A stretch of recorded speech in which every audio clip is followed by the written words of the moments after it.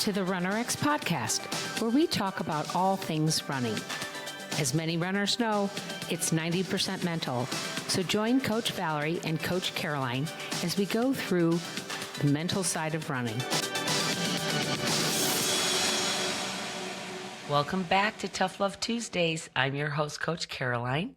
Last week, we talked about not letting one run spoil your whole week of workout or your whole month, and not letting that thought about that one instance take away all the good work you've done, right? Not letting that one negative comment, that one negative, bad, whatever you want to call it. And I'm being very careful with my words, because how we say things, how we define things can have an effect on us, right? So not letting that one not so perfect experience affect the rest of our workouts.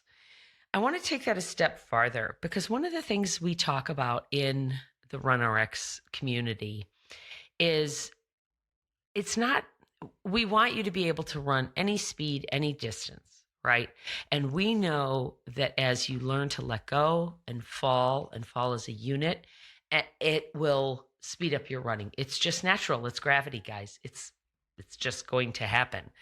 So part of what allows you to do that is the fall, and part of the fall is the letting go, and part of the letting go is the trying to control your movement as you run, trying to control gravity, trying to control your foot, trying to control the down of the foot instead of letting gravity place it, right? Your job is to pull. That's it. Everything else is gravity and muscle elasticity and letting go, okay? So you could say your only job is to pull, but your other job is to let go and to fall as a unit. So I want to bring up this thought of, what if the whole purpose of your running wasn't to lose weight, get in shape, hit a bucket list, but was to just feel joy? What would that feel like? When I ask you, why do you run? Or how was your run? Does your immediate response come back with, well, it was tougher than I thought, or I grinded that one out, or I really pushed through? Or was it, that was so relaxing.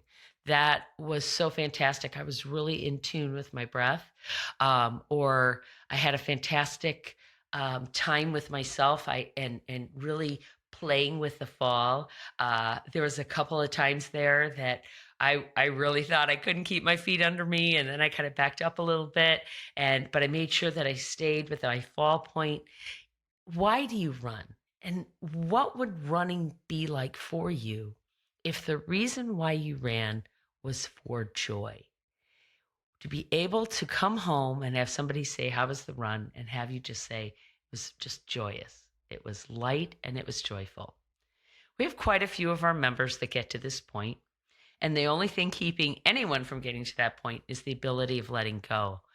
And it's such a fantastic feeling. It's like, I can't even describe it other than to say, as a coach, seeing people evolve to the point where running doesn't become a punishment, where running doesn't become something you have to do, or it's something negative, that it truly becomes a point of joy in your life is fantastic. And as a coach and as a mentor, it's what we strive for. Okay. It's our whole purpose, because Valerie doesn't run every day.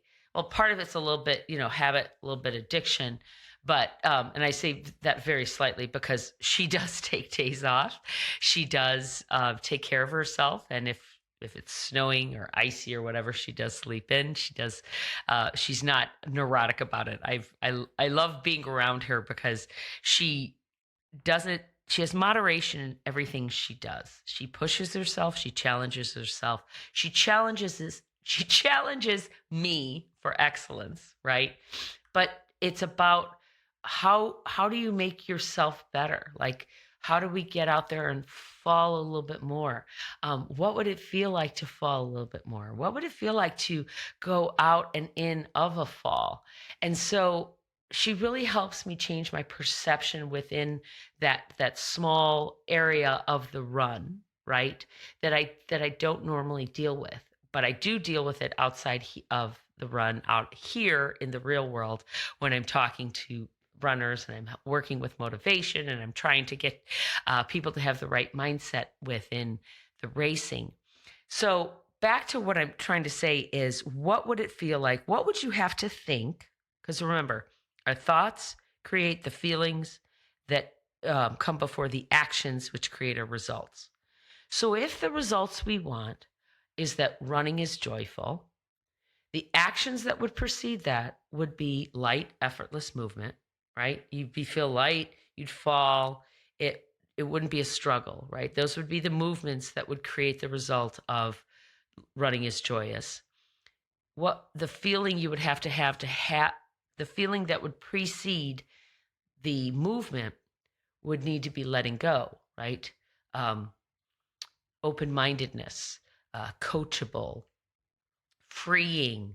I'm trying to think of some other feelings that could go with that, and maybe you can come up with some and put them in the comments. And then what would be a thought that could start that run? Today I'm going to play with the fall. Today is going to be a great run.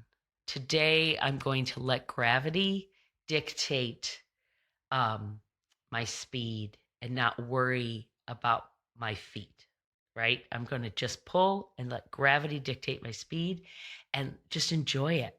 So that's what I want you to kind of focus on this week as we come into this, like the middle of March, really starting into the season. Maybe it's starting to get a little bit warmer where you live. Maybe it's not quite warm, but at least it's my perfect running weather is like 65 degrees, right? Maybe you're really feeling the itch to get out there after being cooped up all winter long.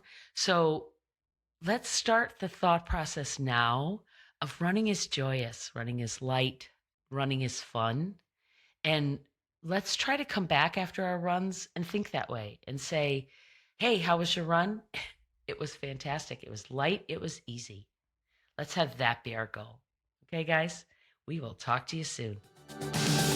Thank you for joining us on the RunRx podcast. If you'd like to know more, join us at www.runrx.fit. And if you have additional questions that you'd like answered on the podcast, email us at support@runrx.fit.